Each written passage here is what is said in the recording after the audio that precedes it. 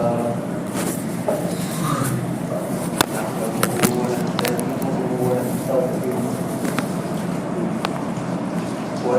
بالله من شرور أنفسنا ومن سيئات أعمالنا من يهده الله فلا مضل له ومن يضلل فلا هادي له وأشهد أن لا إله إلا الله وحده لا شريك له وأشهد أن محمدا عبده ورسوله يا أيها الذين آمنوا اتقوا الله حق تقاته ولا تموتن إلا وأنتم مسلمون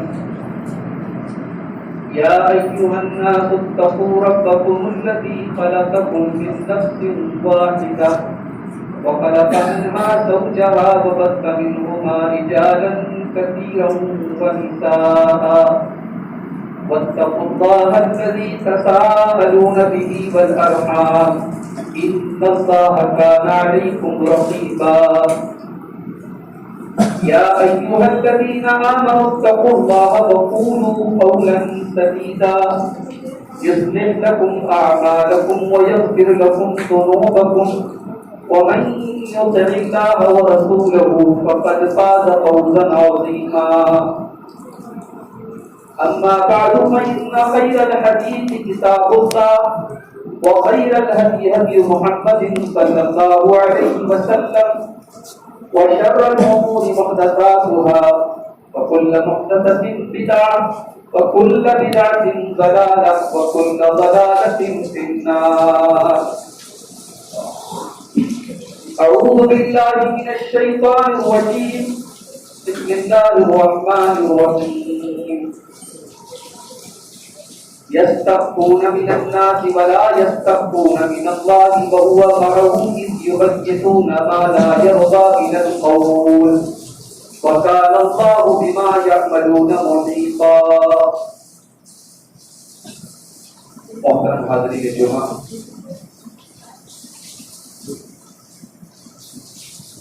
جیسے جیسے انسان ترقی کر رہا ہے، زمانہ آگے بڑھ رہا ہے، ویسے ویسے بہت ساری اخلاقی قدریں سماج سے رخصت ہو رہی،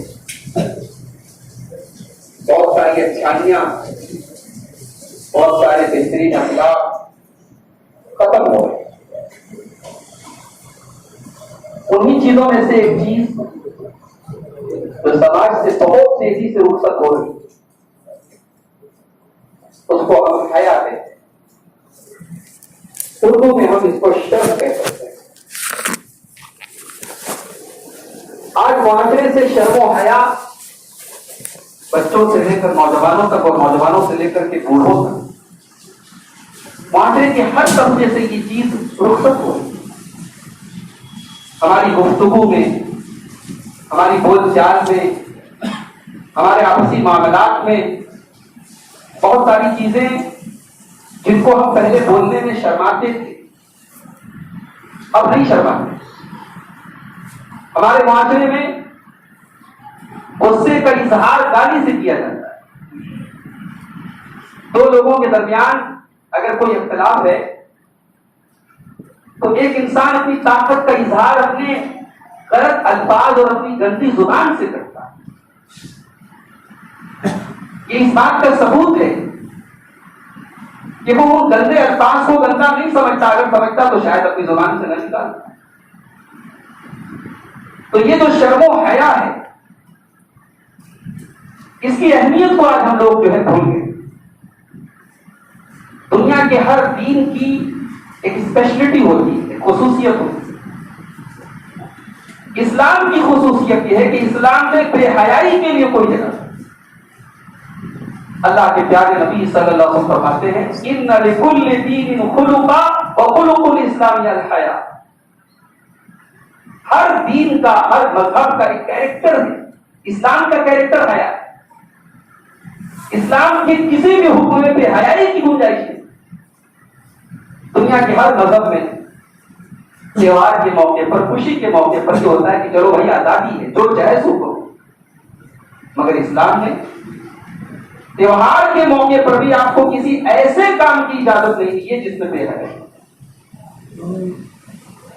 قرآن کریم کی ایک آیت ہے جس کو ہم ہر جمعہ کے خطبے میں پڑھتے ہیں، سورہ نحل کی آیت نمبر 114۔ اس کے بارے میں عبداللہ بن مسعود کہتے ہیں کہ قرآن کی سب سے جامع آیت، اس میں اللہ نے 3 باتوں کا حکم دیا ہے، 3 باتوں سے روکا ہے۔ اور شاید کبھی میں نے اس مسجد میں اس آیت کے اوپر پورا خطبہ بھی دیا ہے، بڑی مشہور آیت ہے، ہم خطبے کے آخر میں اس کو پڑھتے ہیں۔ ان اللہ یأمر بالعدل والإحسان وإیتاء ذی القربى، اللہ 3 باتوں کا حکم دیتا ہے، عدل کرو، احسان کرو، رشتہ داروں کو دو، وینہا، اور اللہ منع کرتا ہے 3 باتوں سے، عن الفحشاء والمنکر والبغی، بے حیائی سے، برائی سے اور ظلم۔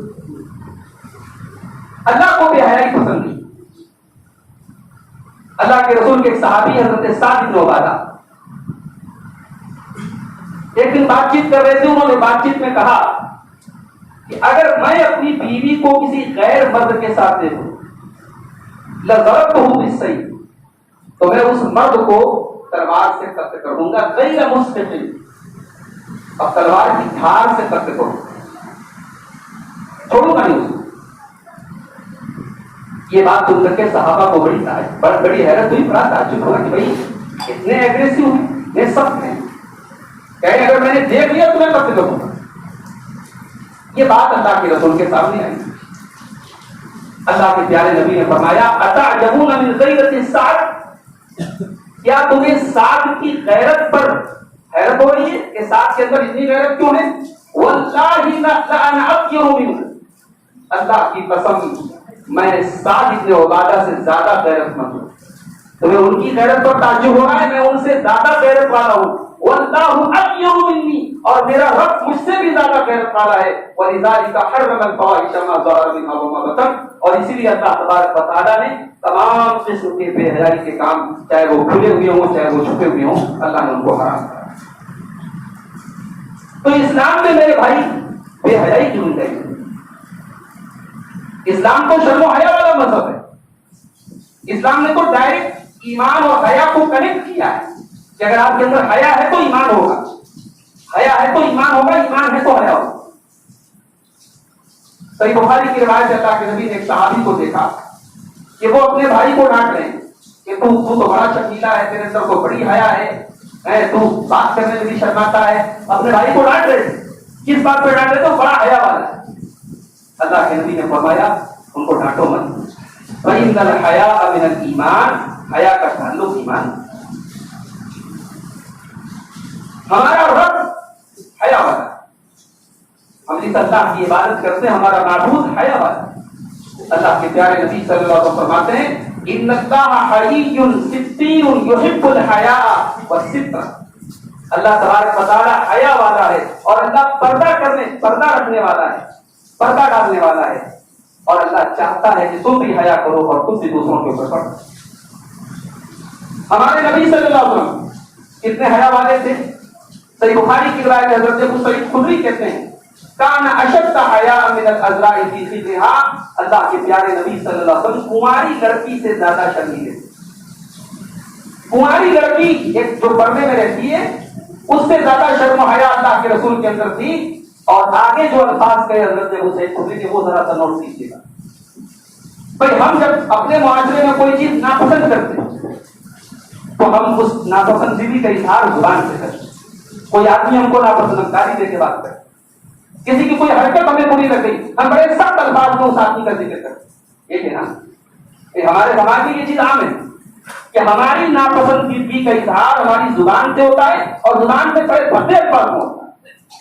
حضرت ابو سعید خدری کہتے ہیں کہ اللہ کے پیارے نبی جب کسی چیز کو ناپسند کرتے تھے، کوئی چیز آپ کو ناگوار گزری تو ہم آپ کے چہرے سے پتہ لگا دیتے تھے، ہمیں عرفنا کی وجہ اللہ کے نبی کو زبان سے کچھ نہیں کہنا پڑتا تھا، آپ کا چہرہ دیکھ کر کے ہمیں احساس ہو جاتا تھا کہ یہ چیز اللہ کے رسول کو نہ، یہ ہے شرم و حیا۔ اللہ کے پیارے نبی فرماتے ہیں ما یکون الحیاء فی شیء الا زانہ، جس چیز کے اندر حیا ہو وہ چیز مزین ہو جاتی ہے، اٹریکٹیو ہو جاتی ہے، آکرشک ہو جاتی ہے، سج جاتی ہے، سمجھ جاتی ہے۔ عورت کا سب سے قیمتی زیور جو ہے وہ حیا ہے۔ ایک عورت کے اندر دنیا بھر کی خوبیاں ہیں لیکن حیا نہیں ہے، تو اللہ کے رسول کی حدیث کے مطابق اس کا اصل کہنا اس کے پاس جس چیز کے اندر حیا ہو وہ مزین ہو جاتی ہے۔ اور ایک اور حدیث میں اللہ کے نبی نے فرمایا لا یأتی الحیاء الا بخیر، کہ حیا کا نتیجہ ہمیشہ اچھا ہوتا ہے، حیا کا نتیجہ برا نہیں ہوتا۔ اگر انسان کے اندر شرم و حیا ہے اس کا نتیجہ اور انجام اچھا ہوتا ہے۔ آج ہم اگر تھوڑا بہت شرماتے بھی ہیں تو لوگوں سے شرماتے ہیں، بہت سارے کام ہم اس لیے نہیں کرتے ہیں کہ لوگ کیا کہیں، ہمیں لوگوں سے شرم آتی ہے۔ بھائیوں اصل حیا یہ ہے کہ انسان اللہ سے شرمائے۔ لوگوں سے شرمانے والے کو منافق بھی تھے، نبی اکرم کے زمانے میں وہ منافق جو اسلام کے کٹر دشمن تھے، جو گڈھا کھودتے تھے اسلام کے خلاف، وہ بھی پانچوں ٹائم کی نماز میں آتے تھے۔ یہ الگ بات ہے۔ اللہ نے فرمایا وَإِذَا قَامُوا إِلَى الصَّلَاةِ قَامُوا كُسَالَىٰ، گرتے پڑتے بڑی کاہلی کرتے تھے، بڑی سستی کرتے، بڑی مشکل سے نماز، لیکن آتے تھے نماز۔ کیوں؟ ایک شرم تھی، کوئی لوگ کیا کہیں، ہمارے ایمان پر لوگ جو ہمیں بتائے مسلمان سمجھتے ہیں، اگر مسجد میں آنا چھوڑ دیں گے تو وہ بھی لوگ نہیں سمجھیں گے۔ اللہ نے منافقوں کا ذکر کرتے ہوئے سورہ نساء کی آیت نمبر 108 میں فرمایا یستخفون من الناس ولا یستخفون من اللہ وهو معهم اذ یبیتون ما لا یرضى من القول وکان اللہ بما یعملون محیطا۔ اے نبی ذرا ان منافقوں کو دیکھو، یہ لوگوں سے تو شرماتے ہیں لیکن اللہ سے نہیں شرماتے۔ انہیں اس کی تو فکر ہے کہ لوگ کیا کہیں گے، انہیں اس کی کوئی چنتا نہیں کہ اللہ کیا کہے گا، جبکہ اللہ تعالیٰ ان کی ایک ایک حرکت سے باخبر ہے۔ وَهُوَ مَعَهُمْ إِذْ يُبَيِّتُونَ مَا لَا يَرْضَىٰ مِنَ الْقَوْلِ، جب یہ رات کے سناٹوں میں اسلام کے خلاف پلاننگ کرتے ہیں اور اسکیمیں بناتے ہیں، اللہ تو ان کی ان حرکتوں سے بھی واقف ہے۔ وَكَانَ اللَّهُ بِمَا يَعْمَلُونَ مُحِيطًا، یہ جو کچھ کر رہے ہیں اللہ کو سب پتہ ہے، اللہ سب کو گھیرے ہوئے۔ اللہ سے انسان کیوں نہیں شرماتا میرے گا؟ کیا کوئی ایسی چیز ہے دنیا میں، کوئی ایسی جگہ ہے دنیا میں کہ اس جگہ اللہ تبارک و تعالیٰ کی نظر نہیں ہے؟ کائنات کا کوئی کونا ایسا ہے کہ اللہ تبارک و تعالیٰ جس سے ناواقف ہے نعوذ باللہ اس پر اللہ کی نظر نہیں؟ اگر انسان اللہ سے شرماتا نہیں ہے اس کا مطلب اللہ کو جانتا نہیں۔ وہ اللہ نے قرآن میں کہا نا انما یخشی اللہ من عبادہ العلماء، اللہ سے اس کے بندوں میں علماء ڈرتے ہیں۔ یہاں علماء کا کیا مطلب؟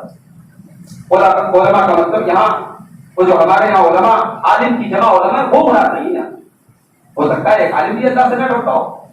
یہاں علماء کا مطلب ہے جو اللہ کو جانتا ہے، جو جتنا اللہ کو جانے گا اتنا اللہ سے، اللہ کو جو جانے گا وہ اللہ سے ضرور شرم۔ قرآن کریم میں حضرت لقمان کا ذکر ہے۔ یہ لقمان کون تھے؟ نبی تو نہیں تھے، اللہ کے ایک نیک بندے تھے۔ حضرت لقمان نے اپنے بچے کو کچھ نصیحتیں کی، اپنے بیٹے کو بٹھا کر کے کچھ کام کی باتیں بتائی۔ اللہ کو وہ حضرت لقمان کی وہ نصیحتیں اتنی پسند آئی کہ اللہ نے قرآن کا حصہ بنا دیا اور لقمان کے نام سے پوری سورت اللہ نے اتار دی، سورہ لقمان کے نام۔ حضرت لقمان اپنے بچے کو جو نصیحتیں کرتے ہیں اس میں بڑی پیاری نصیحت کرتے ہوئے کہتے ہیں یا بنیا انہا ان تک مثقال حبۃ من خردل فتکن فی صخرۃ او فی السماوات او فی الارض یأتی بہا اللہ۔ کہتے کہ اے میرے بچے، ایک رائی کے دانے کے برابر بھی اگر کوئی چیز، رائی بڑا مشہور ہمارے یہاں کھانے پینے میں مسالے میں استعمال ہوتا ہے، عرب میں بھی استعمال ہوتا تھا، اور اللہ نے قرآن میں کئی جگہ یعنی کسی چیز کی حقارت کو بیان کرنے کے لیے رائی کا ذکر کیا ہے، کیونکہ انسان کی نظر میں سب سے حقیر چیز رائی ہے، سب سے چھوٹی چیز رائی ہے۔ اللہ حضرت لقمان اپنے بچے سے کہتے ہیں کہ اے میرے بچے، اگر ایک رائی کے دانے کے برابر بھی کوئی چیز ہوگی فَتَكُنْ فِي صَخْرَةٍ، وہ کسی چٹان کے نیچے ہوگی، اور فِي السَّمَاوَاتِ آسمانوں میں کہیں ہوگی، اور فِي الْأَرْضِ یا زمین میں کہیں ہوگی، یأتی بہا اللہ، اللہ تعالیٰ اس چیز کو بھی سامنے لے آئے گا۔ اللہ اتنا باریک بین ہے، اللہ اتنی خبر رکھنے والا ہے کہ رائی کے دانے کے برابر بھی کوئی چیز کائنات کے کسی بھی کونے میں ہو، اندھیرے میں ہو، اجالے میں ہو، چٹان کے نیچے ہو، آسمانوں میں ہو، زمین میں ہو، اللہ اس کو بھی سامنے لے۔ کس اللہ کی قدرت کا یہ عالم ہے, کس اللہ کے علم کا یہ عالم ہے, اس اللہ سے ہم ڈرتے نہیں ہیں. اپنی زبان اور اپنے ہاتھوں اور اپنی حرکتوں کے پہلے ہم یہ نہیں سوچتے کہ اللہ کو کیا جواب دیں گے. اللہ تو سب کچھ دیکھ رہا ہے. کائنات میں کوئی ایک پتا بھی گرتا ہے اللہ کو وہ بھی پتا ہے. اللہ نے فرمایا سورہ انعام کے اندر وَإِنَّهُ مَفَاتِحُ الْغَيْبِ لَا يَعْلَمُهَا إِلَّا هُوَ, غیب کی تمام کنجیاں اللہ کے پاس ہیں. غیب کی تمام کنجیاں اللہ کے پاس ہے, اللہ ہی ان کو جانتا ہے. وَيَعْلَمُ مَا فِي الْبَرِّ وَالْبَحْرِ, خشکی میں کیا ہو رہا ہے اور سمندر میں کیا ہو رہا ہے اللہ کو سب معلوم ہے. وَمَا تَسْقُطُ مِن وَرَقَةٍ إِلَّا يَعْلَمُهَا, اور کائنات میں جہاں پر ایک پتا بھی گرتا ہے اللہ کو وہ بھی معلوم ہے. وَلَا حَبَّةٍ فِي ظُلُمَاتِ الْأَرْضِ, اور زمین کے اندھیروں میں, زمین کے اندر ایک دانہ بھی اگر کہیں پر چھپا ہوا ہے اللہ کو اس دانے کے بارے میں بھی معلوم ہے. وَلَا رَطْبٍ وَلَا يَابِسٍ إِلَّا فِي كِتَابٍ مُبِينٍ, زمین میں ہر سوکھی گیلی ہر چیز اللہ کی کتاب مبین میں, اللہ کی تقدیر کی کتاب میں, اللہ کے لوح محفوظ میں لکھی. کائنات میں پتا بھی اللہ کی مرضی اور اللہ کی نالج اور اللہ کے پاور کے بغیر ہی نہیں سکتا. اس اللہ سے انسان ڈرتا نہیں, اس اللہ سے انسان شرماتا نہیں. دنیا میں بڑے بڑے شاپنگ مال میں کیمرے لگے ہوئے ہیں, ایئرپورٹ پہ کیمرے لگے ہیں, ریلوے اسٹیشن پر کیمرے. یہ کیمرے کیوں لگے ہیں؟ یہ سیکیورٹی کے پرپز سے لگے. یہ کیمرہ لگا ہے تو غلط حرکتیں نہیں ہوں. کیمرہ لگا ہے تو چور چوری کرنے کے پہلے سوچے گا. کیمرہ لگا ہے تو کسی کو چھیڑنے کے پہلے سوچے گا انسان. دنیا کے یہ کیمرے انسان کے بنائے, یہ مینوئل کیمرے, یہ انسان کے بنائے ہوئے کیمرے, یہ فیل ہو سکتے ہیں, ان کا وائر کٹ ہو سکتا ہے, ان کا سسٹم فیل ہو سکتا ہے. لیکن اللہ کا کیمرہ, اللہ کا کیمرہ تو 24/7 آن ہے. اللہ کا کیمرہ تو ہمیشہ آن ہے. اللہ کا کیمرہ کیسا ہے؟ یعلم خائنۃ الاعین وما تخفی الصدور, وہ اللہ تو تمہاری آنکھوں کی چوری کو بھی جانتا ہے. وما تخفی الصدور, تم دل کے اندر کیا چھپایا اللہ کو وہ بھی معلوم ہے. دل کے اندر کیا چھپایا اللہ کو بھی معلوم. اللہ کے کیمرے میں سب ریکارڈ ہوگا. وَإِنَّ عَلَيْكُمْ لَحَافِظِينَ كِرَامًا كَاتِبِينَ يَعْلَمُونَ مَا تَفْعَلُونَ, ہم نے تمہارے اوپر کرامن کاتبین کو مقرر کر دیا ہے اور وہ تمہاری ایک ایک ایکٹیویٹی کو, ایک ایک حرکت کو نقل کر رہے ہیں, ریکارڈ کر رہے ہیں. انسان اللہ سے نہیں شرما. انسان سمجھتا ہے کہ اللہ سے ہم بچ جائیں. اللہ سے کیسے بچیں گے؟ ہمارے کان ہمارے خلاف گواہی, ہماری آنکھیں ہمارے خلاف گواہی, ہماری چمڑی ہمارے خلاف گواہی.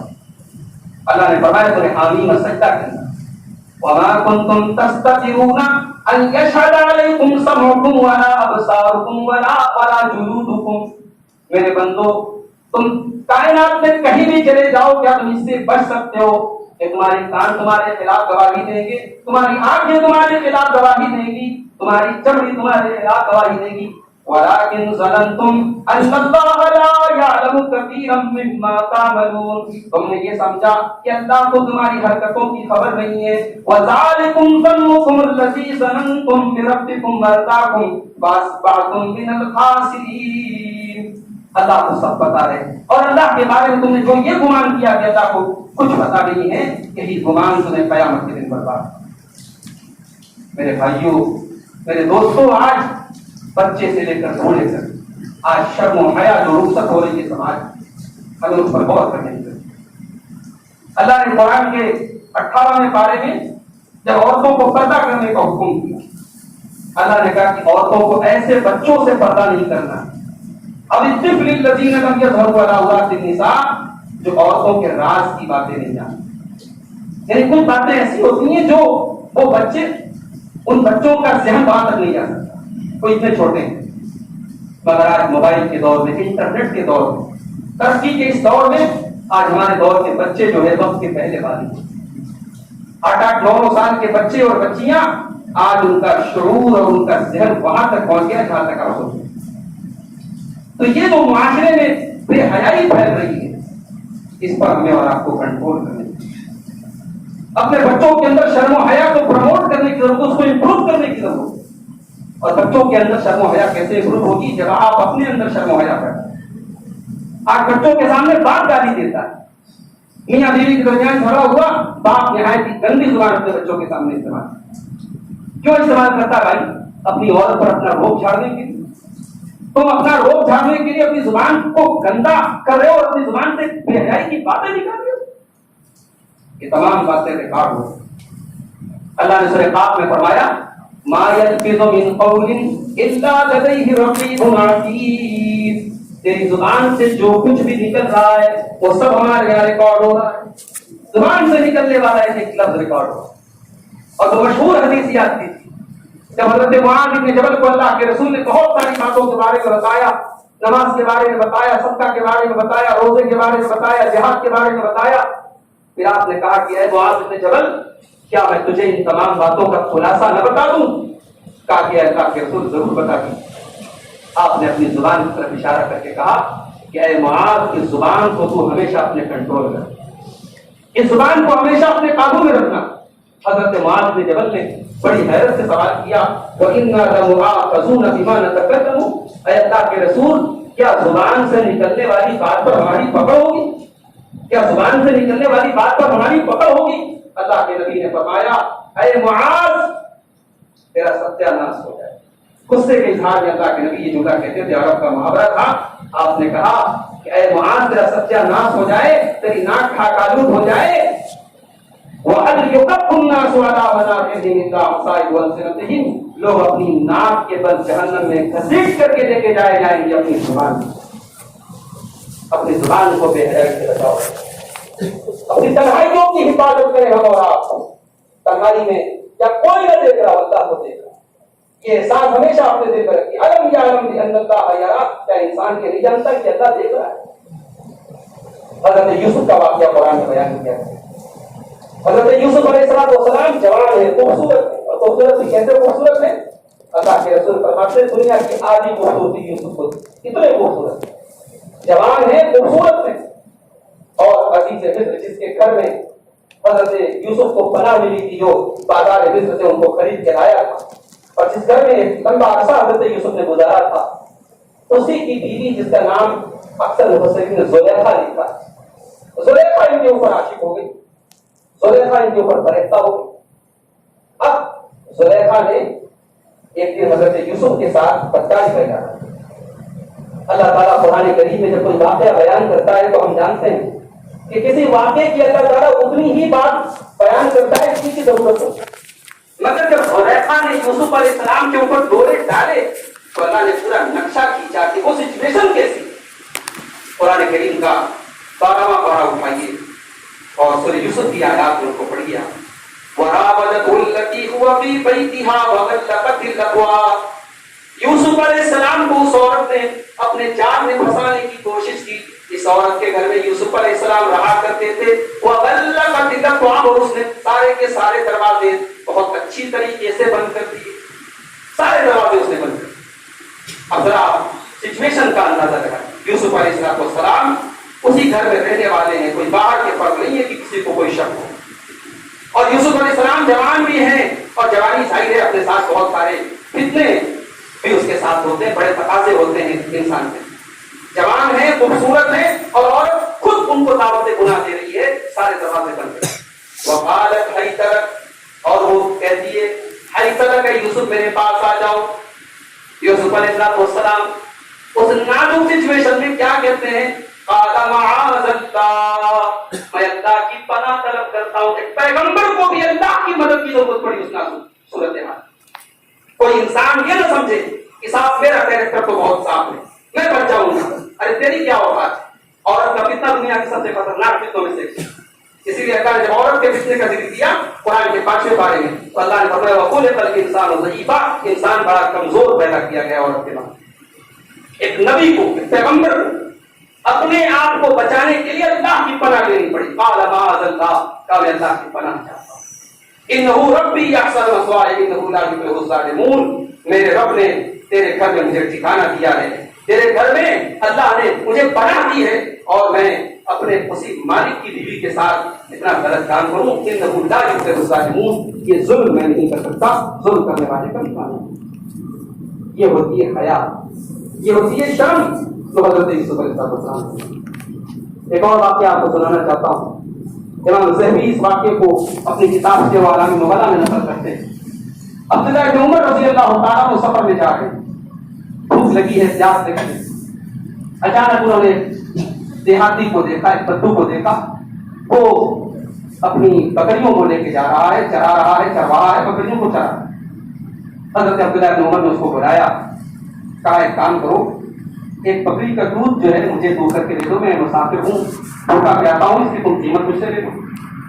اس نے کہا صاحب میں ان بکریوں کا مالک نہیں ہوں, میں چرواہا ہوں, میرے مالک نے مجھے چرانے کی اجازت دی ہے, میں آپ کو ان کا دودھ نہیں دیا.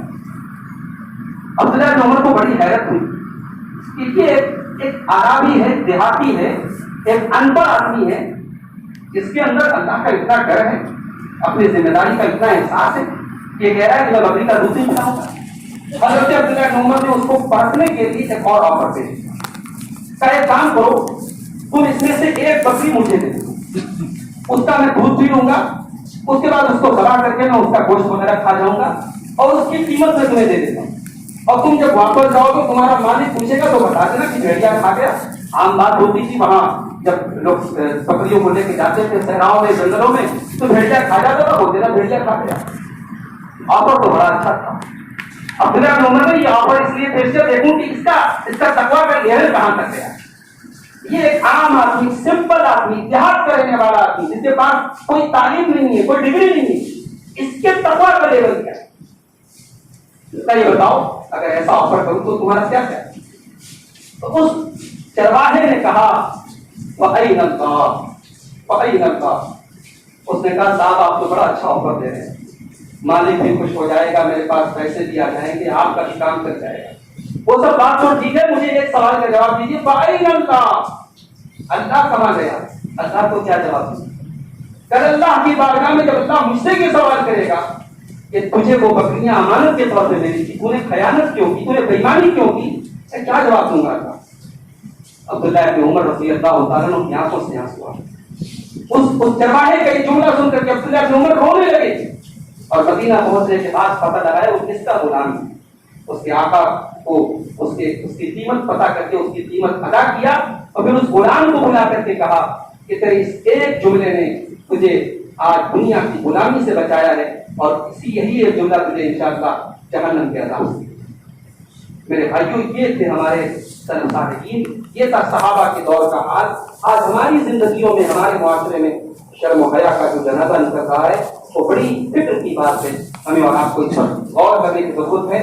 اپنے اندر بھی, اپنی فیملی کے اندر بھی, اپنے بچوں کے اندر بھی شرم و حیا کا جذبہ پیدا کیجیے. کوئی ایسی حرکتیں, کوئی ایسا کام نہ کریں جو بے حیائی والا ہو. اور یہ بات یاد رکھیں کہ اللہ تبارک و تعالیٰ کو ہماری یہ ایک حرکت کی خبر ہے. اللہ سے دعا ہے رب العالمین ہم سب کو اپنے اندر شرم و حیا کا جذبہ پیدا کرنے کی توفیق عطا فرمائے. رب العالمین ہمیں بے حیائی کے تمام کاموں سے بچائے. رب العالمین ہمیں سے جو بیمار ہیں ان کو شفا کام عطا فرمائے. جو روزی روٹی سے پریشان ہیں اللہ ان کے کاروبار میں برکت نصیب فرمائے. اللہ تعالیٰ ہمارے ملک کی حفاظت فرمائے. اللہ ہماری مسجدوں کی, ہماری درگاہوں کی, ہماری عبادتگاہوں کی اللہ حفاظت فرمائے. اللہ ہمارے دلوں میں دوسرے کو محبت پیدا فرمائے. اللہ ہر قسم کے آپ کے اختلاف و انتشار کو محفوظ رکھے, جب تک دنیا میں زندہ رکھے, اسلام پر زندہ رکھے, اور خاتمہ پر فرمان کو ہو.